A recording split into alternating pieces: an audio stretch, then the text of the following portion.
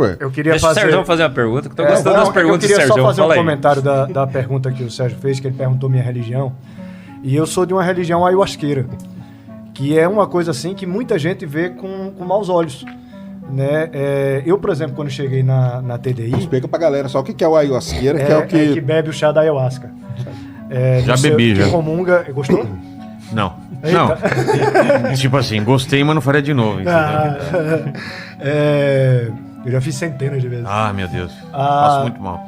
E assim, por isso, por ser de uma religião ayahuasqueira que comunga o chá da ayahuasca, eu senti preconceito. Eu sofri preconceito até dentro da TDI.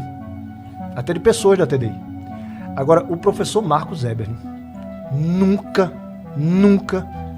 foi preconceituoso comigo. Em nenhum momento. E sabe, outro dia